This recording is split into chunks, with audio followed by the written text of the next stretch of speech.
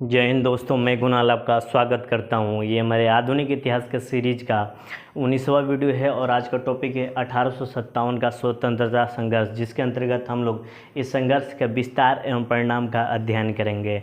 इससे पहले वाले अध्याय में हम लोगों ने 1857 के संघर्ष का कारण एवं स्वरूप का अध्ययन किया था। आज हम लोग इस संघर्ष का विस्तार एवं परिणाम का अध्ययन करेंगे। तो आइए शुरुआत करते हैं 1857 के संघर्ष का विस्तार एवं परिणाम। सबसे पहले देखेंगे कि ये जो स्वतंत्रता आंदोलन था ये बुरी तरह से असफल रहा। हम लोग आगे चल के देखेंगे कि कैसे कैसे ये जो संघर्ष रहा है बुरी तरह से असफल हुआ। इसके तात्कालिक कारणों को देखें तो इसमें तात्कालिक कारणों में भावनात्मक कारण आता है, आस्था पे किया गया चोट और आघात आता है, और धार्मिक कारण आता है। इसके तात्कालिक कारणों में ये जो तत्कालिक कारण था, सैनिकों की धार्मिक आस्था पर चोट की गई थी, आघात पहुंचाई गई थी। एक राइफ़ल था जिसका नाम था एनफील्ड राइफ़ल, जिसके कारतूस पर रैपर चढ़ा हुआ था। उस रैपर को दांत से काट कर लोड करके चलाया जाता था। ऐसा कहा गया कि जो पन्नी थी, रैपर था, पन्नी के ऊपर गाय प्लस सुअर की चर्बी का लेप चढ़ाया हुआ था, जिसमें हिंदू लोग गाय को शुभ मानते हैं और जो मुस्लिम लोग हैं सुअर को अशुभ मानते हैं। इसलिए उनको लगा कि हमारी धार्मिक भावनाओं पर ठेस पहुंचाया जा रहा था। इससे हिंदू और मुस्लिम सैनिकों की भावनाएं अचानक से भड़क गई, और ये जो अचानक से भड़की भावनाएं 10 मई 1857 को सैनिक विद्रोह पे उतारू हो गए और ये मेरठ से दूर 55 किलोमीटर दिल्ली पहुंच गए। अभी देखेंगे कैसे कैसे ये क्रम डेवलप होते जाता है। इससे पहले क्या हुआ कि एक मंगल पांडे सैनिक थे, ये अब अधिकारियों पे हमला कर दिए। अब अधिकारियों पे हमला करने के एवज में इनको 29 मार्च 1857 AD को फांसी दे दी गई थी। उससे पहले भी और देखिए 24 अप्रैल 1857 को 90 लोग मतलब 90 सैनिक थे। इनको कहा गया कि कार्टेज ऑफ एनफील्ड राइफ़ल, इसी राइफ़ल को इस्तेमाल करने को कहा गया, लेकिन ये इस्तेमाल करने से मना कर दिए क्योंकि धार्मिक भावनाएं आहत होती। इसके एवज में क्या किया है कि 90 में से 85 लोगों को बर्खास्त कर दिया गया। 9 मई को जब इनको बर्खास्त किया गया तो अचानक से 10 मई को विद्रोही सिपाही निकले एवं सीधे दिल्ली पहुंच गए। अब देखते हैं आगे की घटना।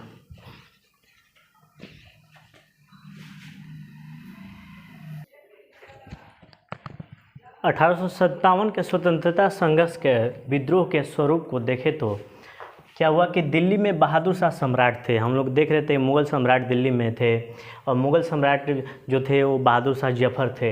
मेरठ से आए सैनिकों ने इनसे नेतृत्व संभालने को कहा गया। मेरठ से जो भी सैनिक आए हुए थे, जिसमें हिंदू और मुस्लिम दोनों शामिल थे, इनसे बहादुर शाह जफ़र से अपना नेतृत्व संभालने को कहा गया। जफ़र नेतृत्व संभालते हैं, शुरुआत में तो हिचकिचाते हैं, लेकिन फिर बाद में नेतृत्व संभालते हैं। लेकिन वास्तविक नेतृत्वकर्ता इनके सेनापति वक्त खान थे, ठीक है ना, वक्त खान, याद रखिएगा। जफ़र अपने देश के राजे रजवाड़ों को पत्र लिखते हैं। बहादुर शाह जफ़र अपने देश में जितने भी राजे रजवाड़े थे उनको पत्र लिखते हैं ताकि इस क्रांति में वो उनकी मदद कर सकें। ब्रिटिश साम्राज्य से मुक्ति के लिए दिल्ली में युद्ध समिति बनाई गई थी, याद रखिएगा।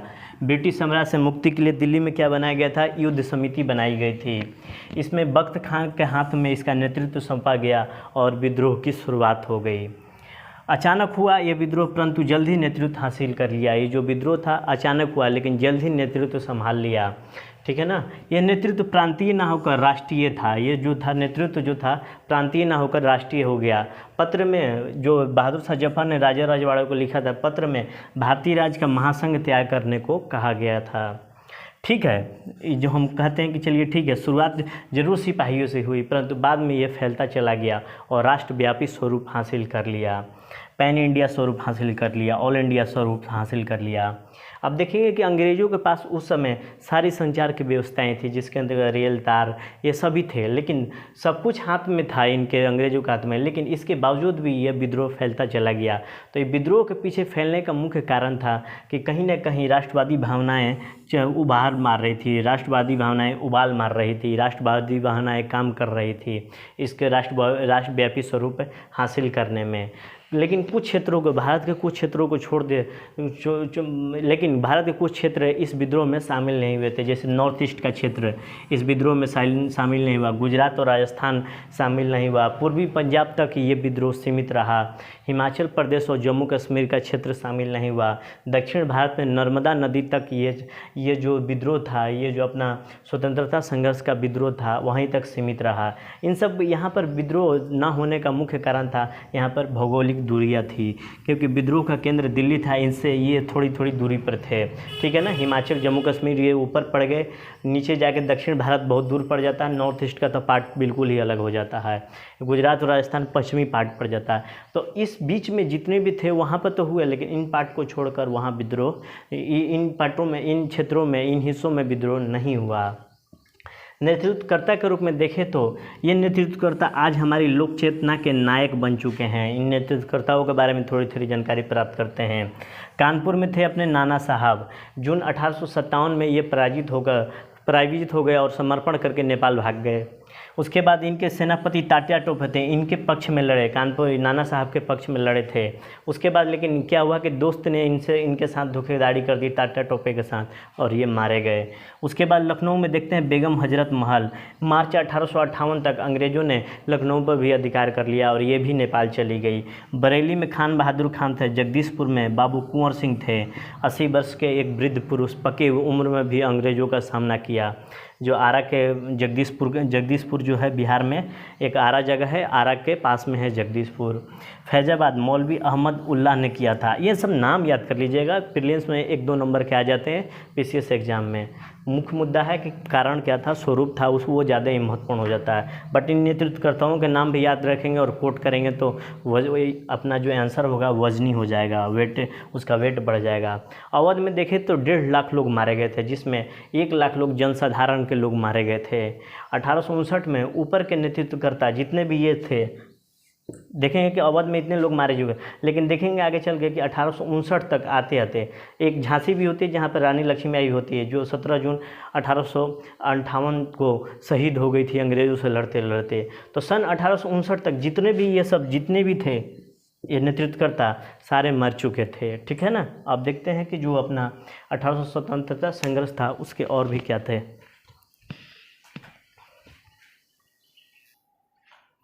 अब देखते हैं थोड़ी दिल्ली की स्थिति क्या थी 1857 के दौरान। वहाँ पर दिल्ली में मुग़ल सम्राट के रूप में बहादुर शाह जफ़र थे। आइए थोड़ा बहादुर शाह जफ़र के संबंध में देखते हैं। ये बहादुर शाह जफ़र सत्ता के प्रतीकात्मक रूप से दिल्ली में स्थापित थे, यानी कि सत्ता के प्रतीकात्मक रूप से केंद्र दिल्ली था। भारतीय जनता इनसे भावनात्मक रूप से जुड़ी हुई थी। लेकिन क्या हुआ कि वास्तविक शासक जफ़र न होकर अंग्रेज़ थे। इस कारण लॉर्ड कैनिंग, उस समय जो गवर्नर जनरल थे, लॉर्ड कैनिंग ने सम्राट की पदवी ख़त्म करने की बात कही। इससे भारतीय जनता में बहुत ज़्यादा आक्रोश उत्पन्न हुआ। 20 सितंबर 1857 को अंग्रेज़ों ने दिल्ली को जीत लिया और जफ़र को बंदी बनाकर इनके 2 राजकुमारों को हत्या कर दी। जफ़र को बंदी बनाया, फिर उसके बाद इनके 2 राजकुमार थे, इनको 2 राजकुमारों की हत्या कर दी। जफ़र को म्यांमार, या इसे जो आज में पहले बर्मा कहा जाता था, आज म्यांमार कहा जाता है, जफ़र को म्यांमार के रंगून जेल में भेज दिया गया और वहीं पर इनकी मृत्यु हो गई। ये अपने अंतिम समय में शेरो शायरी किया करते थे जेल में रहते रहते। उनकी कुछ प्रमुख शायरियाँ हैं, आप लोग थोड़ा ध्यान रखेंगे, अच्छा लगेगा। लगता नहीं है दिल मेरा उजड़े दयार में, किसकी बनी है आलम ए पैदार में, पहली शायरी थी। दूसरी थी, कह दो इन हसरतों से कहीं और जा बसे, इतनी जगह कहाँ है दिले दागदार में। इनकी तीसरी शायरी की ओर देखेंगे, उम्र ए दराज मांग के लाए थे 4 दिन, 2 आरजू में कट गए 2 इंतज़ार में। चौथी है, कितना है बदनसीब जफ़र दफन के लिए, 2 गज ज़मीन भी ना मिला कुए यार में। तो ये इनकी प्रमुख शायरियाँ थी, आप लोग ध्यान रखेंगे, अच्छा लगे तो नोट भी कर लेंगे और एंजॉय भी करेंगे। तो ये जो अपना स्वतंत्रता आंदोलन की अवधि थी पूरे के पूरे 1 वर्ष की थी और उसके बाद क्या हुआ कि प्रथम स्वतंत्रता आंदोलन समाप्त हो गया। तो आइए देखते हैं कि स्वतंत्रता आंदोलन में भागीदार कौन कौन से थे।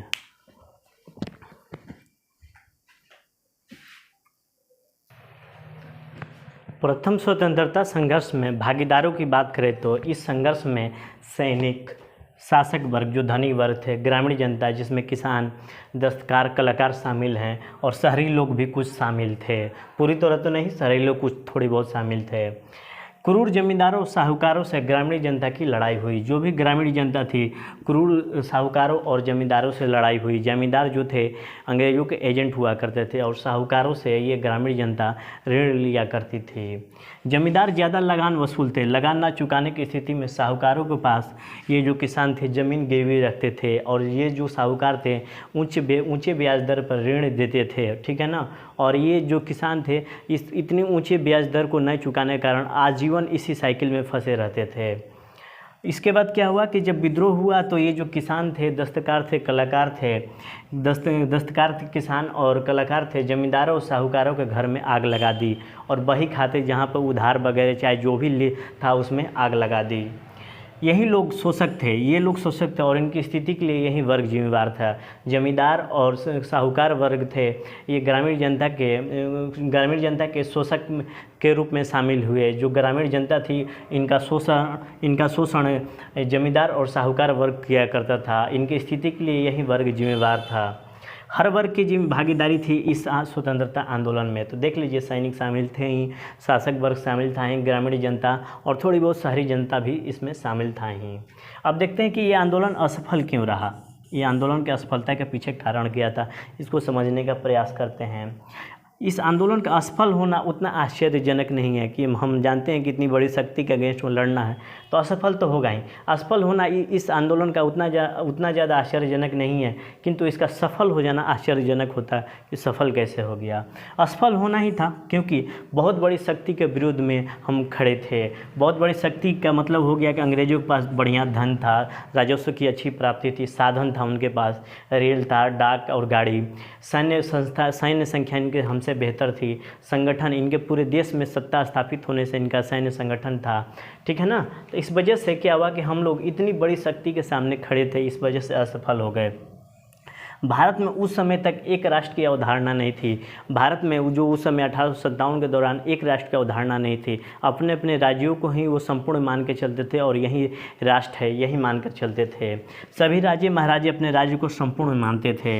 अंग्रेज पूरे भारत पर शासन करने से उनकी प्रशासनिक व्यवस्था पूरे भारत में फैली हुई थी। लेकिन क्या हुआ कि इसके विरुद्ध हम देखेंगे कि अंग्रेज पूरे भारत में शासन कर रहे थे। इस वजह से उनकी जो एडमिनिस्ट्रेटिव व्यवस्था थी वो पूरे भारत में फैली हुई थी। ये संगठित शक्ति के रूप में थे, इस वजह से हम लोग असफल हो गए। इनके पास राजस्व व्यवस्था अंग्रेजों के पास बेहतर थी और अधिकारी भी थे। सैन्य संगठन इनका अनुशासित था, रैंक के अनुसार ये काम करते थे। जैसे जैसे रैंक वैसे वैसे उनकी बातें माना करते थे। इसके विरुद्ध हमारी भी शक्ति बड़ी थी। इनके विरुद्ध, जो अंग्रेजों के विरुद्ध हमारी शक्ति भी बड़ी थी, परंतु इनका स्वरूप संतरे जैसा था। संतरे देखते हैं, ऊपर से देखने में एक जैसा लगेगा, लेकिन जब उसको छीलेंगे तो अंदर से उनके फाँक अलग अलग होते हैं। यानी कि क्या हुआ कि एक होने के बावजूद हम लोग विभाजित थे। ऊपर से दिखने में तो एक लगते थे, लेकिन हम लोग विभाजित थे, ठीक है ना। अभी और आगे देखते हैं।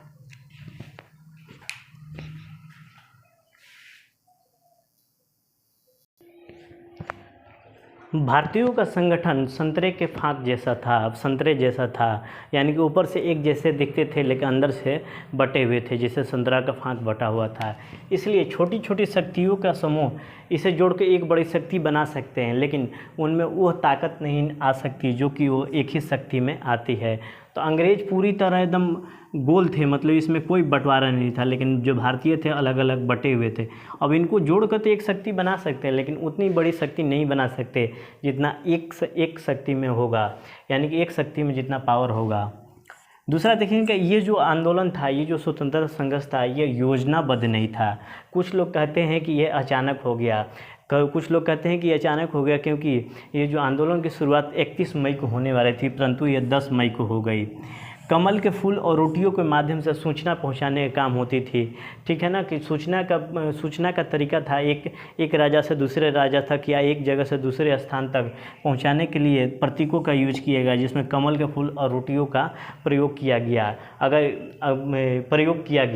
अगर ये जो संघर्ष था योजनाबद्ध तरीके से हुई होती, यानी कि 31 मई को हुई होती, तो वह पूरे देश में एक साथ होता और अंग्रेज़ों को एक साथ संभालना मुश्किल हो जाता।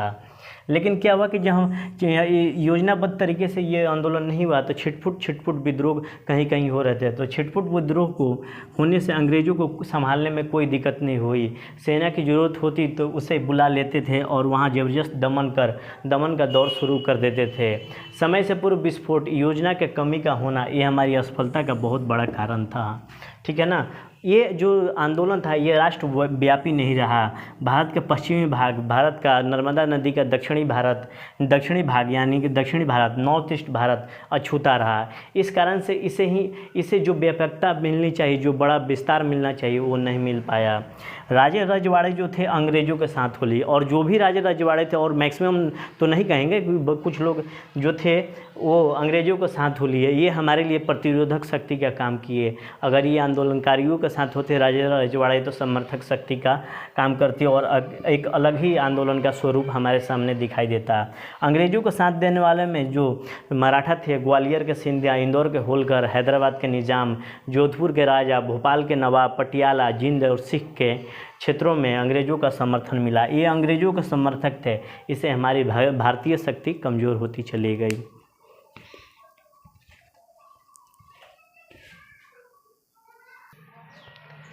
बहुत से जमींदार और साहूकार अंग्रेज़ों का साथ दिए। आइए देखते हैं क्यों इन्होंने साथ दिया। जमींदार, साहूकार और शिक्षित वर्ग जो मिडिल और हायर क्लास था, अंग्रेज़ों के साथ दिए। ये पढ़ा लिखा वर्ग था, ये नौकरी करता था और अंग्रेज़ों की शक्ति से ये प्रभावित था और इनके आधुनिक चेतना से प्रभावित था। इस कारण से इनके अंदर भी आधुनिक चेतना आ गई थी, यानी कि जमींदार, साहूकार और शिक्षित वर्ग में आधुनिक चेतना आ गई थी। ये जो जमींदार, साहूकार और जो शिक्षित वर्ग था, ये भारत को आधुनिक शिक्षा एवं चेतना के माध्यम से आगे बढ़ाना चाहते थे। ये कहते थे कि भारत का विकास आधुनिक शिक्षा एवं आधुनिक चेतना से ही होगा। जबकि आंदोलनकारी जो थे भारतीय सभ्यता और संस्कृति को लेकर चलते थे।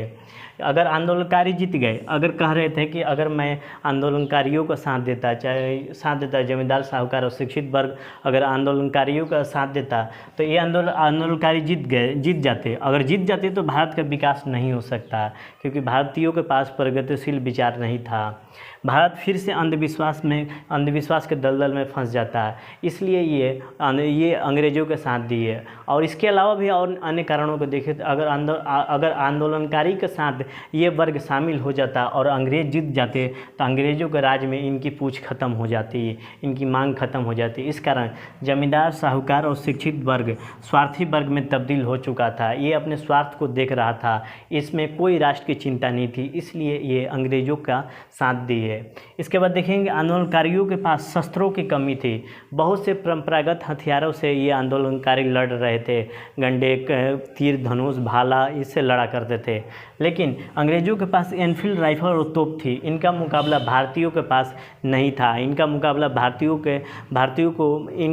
अंग्रेज़ों का मुकाबला करने की क्षमता भारतीयों के पास नहीं था। ये अंग्रेज़ों के पास सैन्य संख्या भी बेहतर थी और इनके साधन भी बहुत बेहतर थे, लेकिन भारतीयों की सैन्य संख्या उन साधनों का अभाव था। अब देखते हैं कि यह आंदोलन जो था सफल रहा या असफल रहा, आप खुद लास्ट में डिसाइड कीजिएगा। इस आंदोलन के फलस्वरूप एक बृहद भारत की अवधारणा स्थापित हुई, क्योंकि ये आंदोलन ऑलमोस्ट पूरे भारत में फैला हुआ था। Establish the concept of great India. उसके बाद पूरे देश अंग्रेज़ों के खिलाफ था, यानी कि पहली बार अंग्रेज़ बृहद भारत से लड़ा। भारत एक है, उसके हित एक है, समस्याएं एक है, भारत की समस्याओं का शत्रु एक है, वो ब्रिटिश है। ये पहली बार उभर कर सामने आया। बृहद भारत की अवधारणा स्थापित हुई। यहीं से राष्ट्रवादी चेतना का विकास होता रहा और यहीं से राष्ट्रवादी चेतना का विकास होते चला गया, और जिसकी अंतिम परिणति 1947 के रूप में हमें दिखाई देती है। और देखते हैं